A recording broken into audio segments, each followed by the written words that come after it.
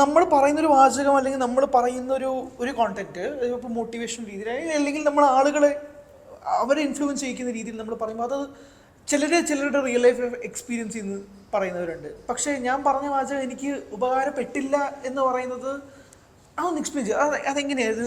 അതായത് ഇപ്പോൾ നമ്മൾ ബ്രേക്കപ്പിലൂടെ കടന്നു വന്ന ഒരാൾ ഇപ്പം കൂടുതൽ യങ് ജനറേഷനോട് കൂടുതൽ ഡീൽ ചെയ്യുന്നതുകൊണ്ട് ഞാൻ ആ ഒരു കാര്യത്തെ മാത്രം, അല്ലെങ്കിൽ നമുക്കത് വിടാം. ആരും കാണാത്ത യുദ്ധങ്ങൾ എന്ന് പറയുന്ന പുസ്തകത്തിൽ ബ്രേക്കപ്പുമായി ബന്ധപ്പെട്ടൊരു ചാപ്റ്റർ ഞാൻ തുടങ്ങുന്നത് ഇങ്ങനെയാണ്. ഒരു കാലത്ത് നമ്മൾ ഒരുപാട് സ്നേഹിച്ചിരുന്ന ഒരു വ്യക്തി നമ്മളെ പെട്ടെന്ന് ഉപേക്ഷിച്ചിറങ്ങി പോകുന്നു. വീട് മരണവീടാകുന്ന പോലെയാണ്. ഇത്രയും കാലം കൂടെ ഉണ്ടായിരുന്ന ഒരാൾ അവിടെ ഇല്ല, ഏകാന്തത മാത്രം. ഇങ്ങനെ വരി എഴുതി. ഞാൻ എൻ്റെ വിവാഹം നടക്കുന്ന സമയത്ത് ഞാൻ ഇങ്ങനെ അന്ന് വുഡ് ബി ആകാൻ പോകുന്ന ആളോട്, ഇതാ ഇപ്പോഴത്തെ എൻ്റെ ഭാര്യയോട് ഞാൻ പറഞ്ഞു ഇങ്ങനെ ഒരു പുസ്തകം എഴുതിയിട്ടുണ്ടെന്ന് വായിച്ചു നോക്കണം എന്ന് പറഞ്ഞു. വിവാഹത്തിന് ശേഷം ആളത് വായിച്ചിട്ടൊക്കെ എന്നോട് പറഞ്ഞു, ചേട്ടാ ആ സ്റ്റേറ്റ്മെൻറ്റോട് ഞാൻ ഒരിക്കലും യോജിക്കുന്നില്ല. ഒരു ബ്രേക്കപ്പിൻ്റെ വേദനയും ഒരു മരണവീടിൻ്റെ വേദനയും രണ്ടാണ്. ചേട്ടൻ അറിയാത്തതുകൊണ്ടാണ്. അവളുടെ പപ്പ മരിച്ചതാണ്.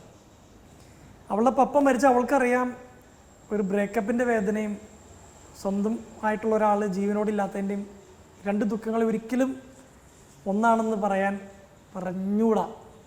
രണ്ടാണ്. എനിക്കത് പറയാൻ പറ്റിയത് ഞാൻ പുതിയ മരണവീടുകൾ കണ്ടിട്ടേ ഉള്ളൂ.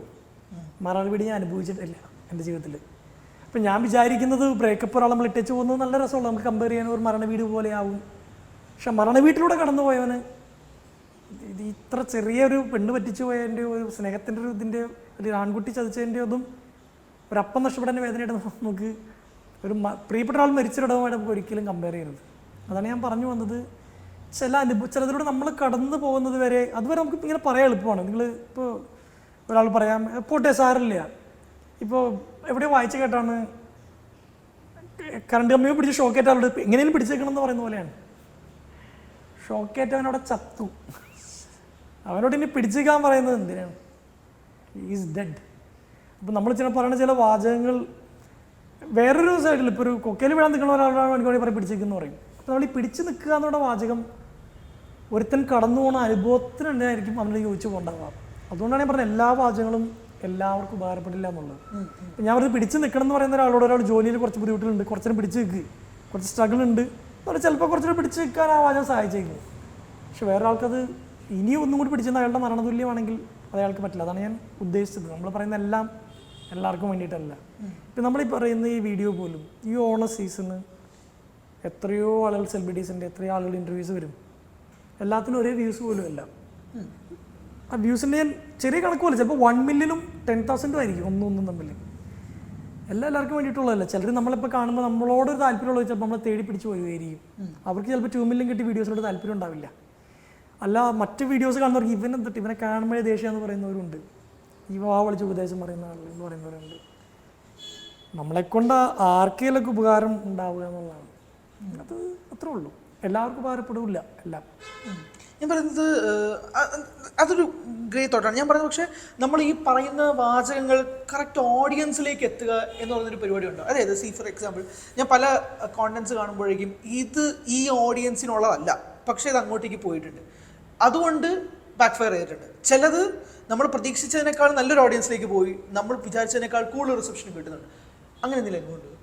എനിക്കങ്ങനെ ഞാൻ റിസപ്റ്റിവിറ്റിക്ക് വേണ്ടിയിട്ട് ഒന്നും ഇതുവരെ ചെയ്തിട്ടില്ല. ഇപ്പോൾ നമ്മൾ ഇൻ്റർവ്യൂ തുടങ്ങിയേക്കാളും എന്നോട് ചോദിച്ചല്ലോ 1.5 മില്യൺ ഫോളോവേഴ്സ് ഉണ്ട്, അത് കൂട്ടാൻ എന്തൊക്കെയാണ് ചെയ്യാം? ഞാൻ ഒന്നും ചെയ്യുന്നില്ല.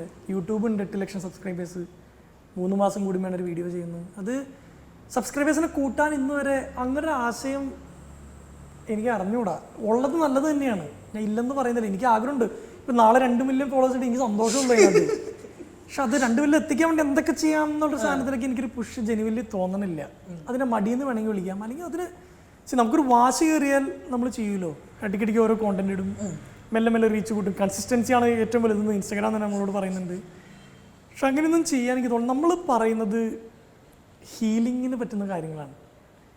എല്ലാവർക്കും ഹീലിംഗ് കിട്ടണമെന്നില്ല, പക്ഷെ നമ്മുടെ ഉദ്ദേശം അതാണ്. അപ്പം ആരും കാണാത്ത യുദ്ധങ്ങൾ എന്നൊരു പുസ്തകത്തിന് പേരിടുന്നു, ദൈവത്തിൻ്റെ ചാരന്മാർന്ന് പേരിടുന്നു. നമ്മളിങ്ങനെ വീഡിയോസ് ഇടുന്നു, കുറേ വായിക്കുന്നു, മനുഷ്യരോട് സംസാരിക്കുന്നു. ഇതൊക്കെ പങ്കുവെക്കുന്നത് ആർക്കെങ്കിലും ചിലപ്പോൾ ആരുടെയും മുറിവുമ്പോൾ ഉള്ളൊരു വീശലായിരിക്കും അത്. ചിലപ്പോൾ മുറിവേറ്റവർക്ക് വേണ്ടി മാത്രമുള്ള കോണ്ടന്റ് ആയിരിക്കും അത്.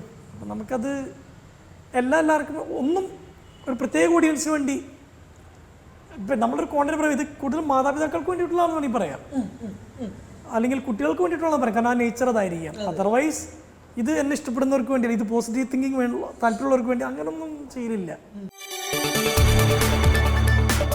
കൂടുതൽ വാർത്തകൾക്ക് News 18 Keralam YouTube channel subscribe ചെയ്യുക.